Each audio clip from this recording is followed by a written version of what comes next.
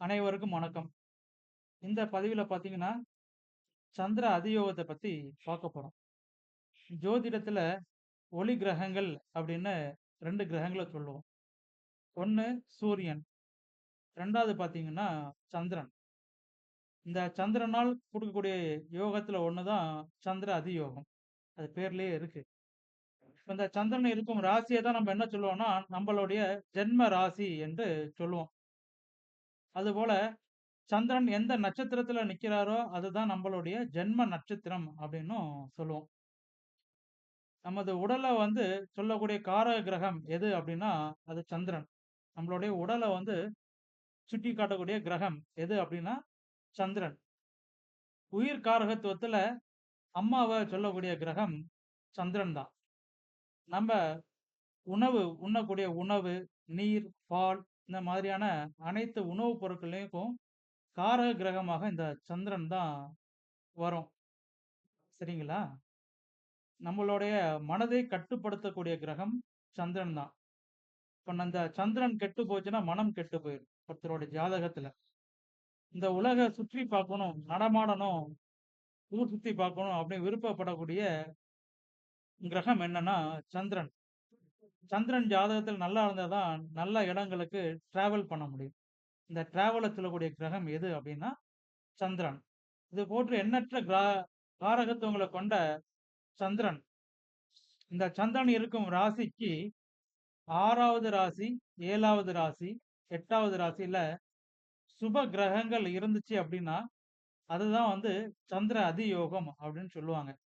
அதாவது இயற்கை சுப கிரகங்களான குரு, சுக்கிரன், புதன் இந்த மாதிரியான சுப கிரகங்கள் சந்திரன் இருக்கும் ராசியிலிருந்து 6வது ராசி, 7வது ராசி, 8வது ராசியில் இருக்கும்போது, இந்த சந்திர அதியோகம் அப்படிங்கிறது ஏற்படுது.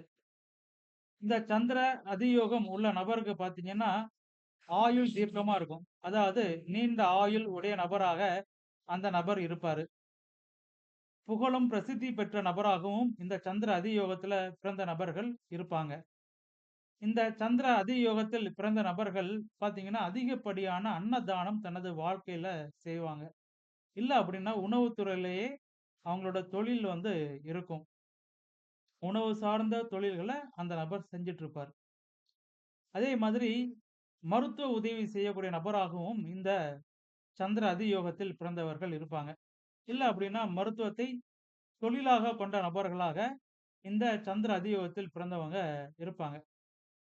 இந்த சந்திர அதியோகத்தில் பிறந்த நபர்கள் பார்த்தீங்கன்னா, சிறந்த ஆராய்ச்சியாளர்களாக இருப்பாங்க.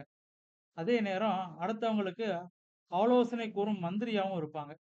இப்போ உள்ள காலகட்டத்தில பார்த்தீங்கன்னா, கன்சல்டேஷன் அப்படிங்கிற தொழில செய்யக்கூடிய நபர்களாக இந்த சந்திர அதியோகத்தில் பிறந்த நபர்கள் இருப்பாங்க.